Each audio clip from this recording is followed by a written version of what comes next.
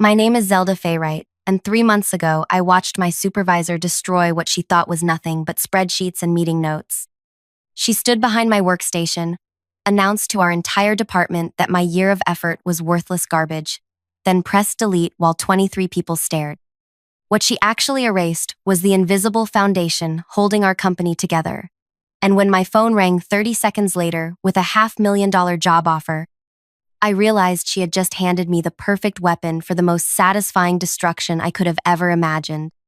Before I tell you exactly how watching her panic became the sweetest moment of my professional life, could you please take a few seconds to hit that like button and subscribe? Because what I'm about to share will show you how one moment of cruelty can backfire in ways that seem impossible until they happen right in front of you. And trust me, you need to hear every detail of how this unfolded.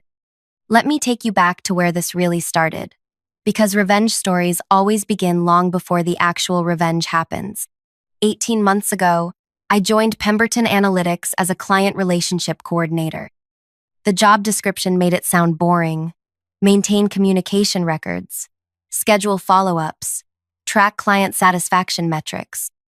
What they didn't mention was that our company was hemorrhaging accounts faster than anyone wanted to admit, and the previous person in my position had lasted exactly 4 months before quitting without notice. My supervisor, Quinla Brexworth, made it clear from day one that she considered my role unnecessary overhead. She was one of those people who believed business relationships were purely transactional: send invoices, deliver services, collect payments, repeat. The idea that clients might want actual human connection was foreign to her systematic approach to everything. But I saw something different in those first few weeks. When I reviewed our client files, I found page after page of dry communication logs that read like robot conversations. No personality, no warmth, no indication that anyone at our company had ever bothered to learn anything personal about the people sending us thousands of dollars every month. So I started doing something that seemed radical in that environment. I began treating our clients like actual human beings. When Vernon Hutchcraft, who ran a mid-sized manufacturing company, mentioned during a routine check-in call that his golden retriever had just been diagnosed with hip problems, I made a note. 2 weeks later, I followed up asking how the treatment was going. He was so surprised that someone remembered. He spent 20 minutes telling me about his weekend trip to find a specialist veterinarian. When Constance Fairweather celebrated her textile company's 15th anniversary, I sent a personalized message acknowledging the milestone and asking about her plans for growth. She ended up scheduling an additional consultation session that brought in $12,000 of unexpected revenue. These weren't grand gestures or expensive gifts. I simply listened when people shared pieces of their lives, remembered what mattered to them, and followed up in ways that showed I actually cared about their success beyond what they paid us. Quinla never understood what I was doing. She would walk past my workstation and see me typing what looked like casual conversation notes, and I could feel her disapproval radiating across the office space. During our monthly reviews, she would flip through my activity reports with visible frustration. "Why are you spending 45 minutes on calls that should take 15?" she would ask, tapping her pen against her clipboard. "Efficiency metrics show you're processing fewer interactions per hour than optimal." I tried explaining that longer conversations were building stronger relationships, that clients were specifically requesting to work with me on new projects, that our retention rate had improved by 37% since I started personalizing our approach. But Quinla only cared about numbers that fit her spreadsheet formulas. What she didn't realize was that I was building something far more valuable than efficient call logs. I was becoming the bridge between our company and the people who kept us in business. Roderick Yates, who owned a chain of specialty bookstores, started calling me directly when he needed anything instead of going through our main number. He told me he appreciated talking to someone who remembered that he was passionate about vintage mystery novels and that his daughter was studying literature at university. Tempest Livingwell, whose catering business accounted for our third largest monthly revenue, began recommending our services to other companies specifically because she enjoyed our conversations about her weekend farmers market visits and her grandmother's recipe collection. Month after month, I watched our client satisfaction scores climb. while Quinla remained focused on efficiency metrics that completely missed the point. She was measuring how quickly we could process interactions while I was building the loyalty that would determine whether those interactions continued happening at all. The breaking point came during our annual strategic planning meeting. Our CEO, Gideon Ashworth, was reviewing department performance when he mentioned that client retention had reached an all-time high. He specifically praised our relationship management approach and suggested expanding the personal touch strategy across other departments. I watched Quinla's expression shift as the credit for improved retention landed on what she considered my inefficient methods. After the meeting ended, she cornered me near the supply room. "I don't know what kind of performance theater you're running," she said, her voice tight with controlled anger. "But this company succeeds on professional excellence, not social hour conversations with clients." She assigned me to complete a comprehensive audit of all client interactions over the past year, demanding detailed documentation of every communication, every follow-up note, every relationship-building effort I had made. It was clearly intended as punishment, hundreds of hours of bureaucratic busywork that would pull me away from the actual relationship building that was driving our success. But I approached the audit project with the same attention to personal detail that I brought to client work. I created intricate records showing not just what communications had occurred, but how those communications had translated into business outcomes. I documented the catering referrals that Tempest had generated, the expanded services that Vernon had purchased after we discussed his company's growth plans, the contract renewal that Broderick had signed early because he trusted our partnership. The finished audit was 53 pages of proof that personal attention to client relationships was directly responsible for over $200,000 in additional revenue. Every casual conversation about weekend plans or family celebrations had strengthened business ties that competitors couldn't replicate with their generic professional approach. I was proud of that audit. It represented not just a year of work, but a year of genuine connections that had transformed how our company related to the people who trusted us with their business, which made what happened next even more devastating. Quinla called an all-hands department meeting on a Tuesday morning in late autumn. She announced that we needed to review our client relationship protocols and that my audit would serve as a case study for discussion. I assumed she was finally ready to acknowledge that personal attention was driving our improved performance. Instead, she directed me to display my audit files on the main conference room screen while the entire department watched. Then she began dissecting every personal note, every conversation detail, every relationship-building effort as evidence of unprofessional boundary violations. "This is exactly the kind of inefficiency that undermines our service standards," she declared, scrolling through months of careful documentation. "Personal chit-chat about pets and hobbies has no place in business communications. These files represent a complete failure to maintain appropriate professional distance." I felt heat spreading across my neck as 23 coworkers watched her tear apart work that had generated significant revenue for our company. She was presenting my greatest professional accomplishment as a cautionary tale about what not to do. But then she did something that crossed a line I never expected her to cross. She pulled up the file containing my complete audit database, every client note, every relationship detail, every conversation record that proved how personal attention was driving our business success. Her finger moved toward the delete option while she continued talking about the need for professional standards. "This entire approach is garbage," she announced, her hand hovering over the deletion command. "Beginning today, we return to efficient, professional client communication protocols." And then she clicked delete. I watched a year of relationship building disappear from the screen. 53 pages of documented connections that had generated hundreds of thousands of dollars in revenue, gone in one vindictive moment. The silence in the conference room was absolute as everyone processed what had just happened. Quinla turned away from the screen with a satisfied expression, clearly expecting me to accept this humiliation and start rebuilding my work according to her preferred methods. But she had made one crucial miscalculation. While she was destroying my documentation, she hadn't destroyed the actual relationships I had built. The clients who trusted me, who called me directly, who had shared personal details about their lives and businesses. Those connections existed in their hearts and minds, not in our computer files. And apparently, Some of those connections had been paying attention to our company dynamics more carefully than anyone realized. My phone started buzzing before Quinla had finished explaining her new efficiency protocols. The caller ID showed Marlowe Partners, a consulting firm that had recently formed when 3 former colleagues left to start their own company. I stepped out of the conference room to take the call, my hands still shaking from watching my work get deleted in front of everyone. "Zelda," said the voice on the other end, "we've been watching what's happening at Pemberton, and we want to talk." The conversation that followed would change everything.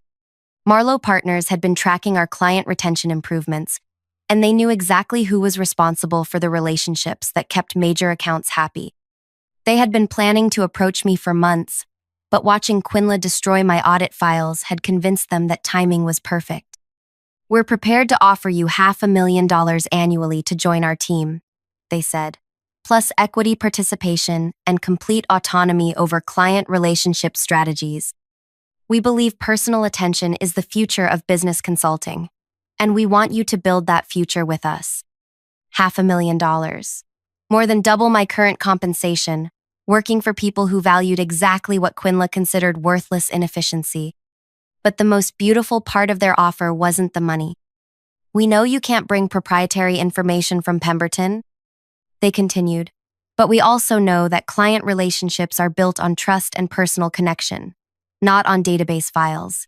If you choose to join us, and if clients choose to work with someone they trust, rather than staying with someone who treats them like transaction numbers, that's simply the natural consequence of different business philosophies." I understood immediately what they were suggesting.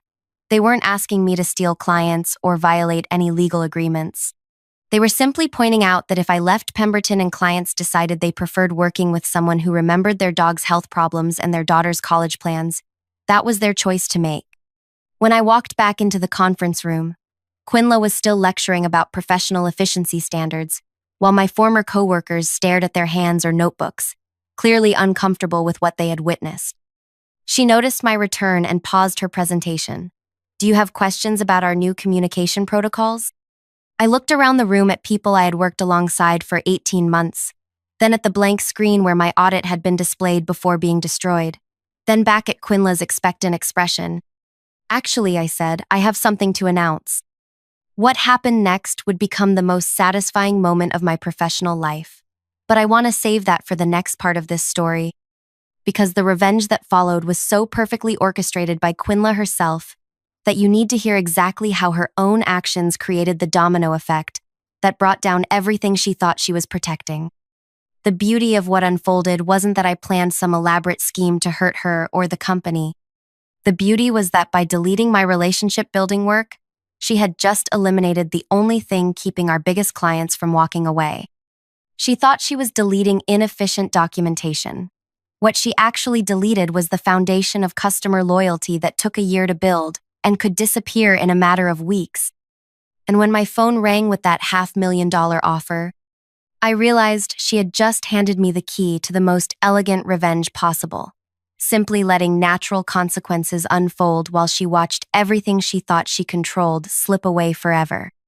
"I'm resigning from Pemberton Analytics, effective immediately," I said, my voice steady despite the adrenaline coursing through my system. "I'll be joining Marlowe Partners as their Director of Client Relations." The conference room went completely silent. You could hear the air conditioning unit humming in the background and someone's pen clicking nervously against their notepad. Quinla's expression shifted from smug satisfaction to confusion, then to something that looked almost like panic. "You can't just quit in the middle of a department meeting," she stammered, clearly thrown off by this unexpected development. "There are protocols, notice requirements, transition procedures." "Actually," I replied, pulling out my phone to show the contract offer I had just received, "my employment agreement allows for immediate resignation in cases of hostile work environment or professional misconduct. Having my work deleted in front of colleagues while being publicly humiliated qualifies on both counts." Gideon Ashworth, who had been quietly observing from the back of the room, stepped forward. "Perhaps we should discuss this privately before making any hasty decisions." But I was done with private discussions and diplomatic solutions. Quinla had chosen to humiliate me publicly, so she would get to experience the consequences just as publicly. There's nothing to discuss, I said, gathering my personal items from the conference table. My decision is final. I'll submit formal resignation paperwork within the hour. As I walked toward the conference room exit, I could feel 23 pairs of eyes following my movement. Some of my coworkers looked shocked, others looked impressed, and a few looked like they were reconsidering their own career choices. Quinla called after me, her voice higher than usual. "You're making a huge mistake. Marlowe Partners is a startup with no proven track record. You're throwing away job security for some fantasy about relationship building being more important than professional standards." I paused at the doorway and turned back to face her. We'll see which approach proves more valuable. Within 24 hours, I had cleaned out my desk, completed exit interviews, and started my new position at Marlowe Partners. Their office was smaller than Pemberton's, but filled with energy and excitement about building something innovative in the consulting space. More importantly, I was finally working with people who understood that business relationships were built on genuine human connection, not efficiency metrics and standardized communication protocols. But the real validation of my decision came in the weeks that followed, as I watched the natural consequences of Quinla's actions unfold with devastating precision. I hadn't reached out to any Pemberton clients. I hadn't made sales calls or sent recruitment messages. I simply updated my professional profiles to reflect my new position and continued being the same person who had spent a year building authentic relationships with people who needed consulting services. The first call came on Thursday morning, 3 days after I started at Marlowe Partners. Vernon Hutchcraft, the manufacturing company owner whose golden retriever I had asked about during routine check-ins, called my new office number directly. "Zelda," he said, "I heard through the professional network that you've moved to a new firm. I wanted to congratulate you and ask about your new company's capabilities." We talked for an hour about his business needs, his expansion plans, and yes, his dog's improved mobility after the specialist treatment. By the end of the conversation, he had scheduled a consultation meeting to discuss transitioning his account to Marlowe Partners. The second call came that same afternoon. Constance Fairweather, whose textile company anniversary I had celebrated, wanted to discuss her upcoming project needs with someone who understood her business philosophy. "I've been working with consulting firms for 12 years, she told me, "and you're the first person who ever made me feel like my company mattered beyond the invoice amount. If you're offering the same personal attention at your new firm, I'm interested in making a change." By the end of my first week at Marlowe Partners, I had received calls from 6 former Pemberton clients. Not because I had solicited them, but because they preferred working with someone who treated them as individuals rather than account numbers. Meanwhile, back at Pemberton Analytics, Quinla was starting to realize what she had actually deleted when she destroyed my relationship-building documentation. I heard about her growing panic through mutual connections in the professional community. Apparently, she had tried to reach out to major clients for routine check-ins, only to discover that many of them were no longer interested in continuing their contracts. When she called Vernon Hutchcraft to schedule his quarterly review, he politely informed her that he was exploring other consulting options and would not be renewing his annual agreement. When she contacted Constance Fairweather about upcoming project needs, Constance explained that she had found a consulting partner who better understood her business values. One by one, the clients I had spent a year building relationships with were making the choice to work with someone who remembered their personal details, their business challenges, and their individual communication preferences. Quinla had believed that client loyalty was tied to Pemberton's brand reputation and service quality. She was discovering that client loyalty was actually tied to the personal connections that made people feel valued and understood. The third week after my departure, I received a call that made everything clear about how devastating Quinla's decision had become. Broderick Yates, the bookstore owner who had started calling me directly instead of going through Pemberton's main number, wanted to share some information that he thought I should know. "Quinla called me yesterday," he said, asking if there were any service issues that might explain why I was considering other consulting options. "When I told her I was following you to Marlowe Partners because I valued our personal connection, she actually argued with me about it." He laughed, but not in a way that suggested he found it amusing. "She told me that professional relationships should be based on service quality, not personal chit-chat about books and family. She said I was making an emotional decision instead of a business decision. Can you believe that? She was lecturing me about how I should choose my own consulting partners. That phone call revealed everything about why Quinla's approach was failing so spectacularly. Even when faced with the evidence that personal relationships were driving client decisions, she couldn't adjust her philosophy. She was still trying to convince people that efficiency metrics mattered more than feeling valued and understood. By the end of my first month at Marlowe Partners, 14 former Pemberton clients had either switched to our firm or initiated conversations about potential transitions. These weren't small accounts. They represented over 60% of Pemberton's annual revenue. I wasn't actively recruiting them. I was simply being available when they called, remembering details about their lives and businesses, and providing the same personal attention that had built our relationships in the first place. Marlowe Partners was thriving beyond their most optimistic projections, while Pemberton Analytics was experiencing the worst client retention crisis in company history. The most satisfying part wasn't the money or the professional success, though both were incredible. The most satisfying part was knowing that Quinla had created this entire situation herself through her stubborn refusal to value what clients actually wanted. She could have supported my relationship-building approach. She could have learned from the improved retention rates and client satisfaction scores. She could have recognized that personal attention was generating measurable business results. Instead, she had chosen to publicly humiliate me and delete work that represented hundreds of thousands of dollars in client loyalty, apparently believing that her efficiency-focused philosophy was more important than actual evidence of what worked. 2 months after my departure, I heard through professional networks that Gideon Ashworth had called an emergency board meeting to address the client retention crisis. Pemberton Analytics was facing the possibility of layoffs, reduced operations, and potentially selling to a larger firm to survive the revenue loss.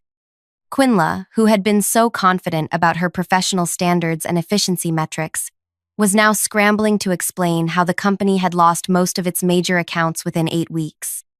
According to sources who were still working there, she had initially tried to blame my departure for the client defections, arguing that I had somehow poisoned client relationships or violated ethical standards to steal accounts. But the timeline didn't support her accusations. Clients weren't leaving immediately after I resigned. They were leaving after attempting to maintain relationships with Quinla's new efficiency-focused approach and discovering that they preferred working with people who treated them as individuals. The board investigation revealed exactly what I could have told them months earlier. Clients choose consulting partners based on trust, communication quality, and feeling valued, not on how quickly their calls get processed or how efficiently their concerns get categorized. Quinla had spent a year dismissing relationship building as inefficient social hour conversation, and now she was facing the consequences of that philosophy in the form of client defections that threatened the entire company's survival. 3 months after my departure, I received the call that made this revenge story complete.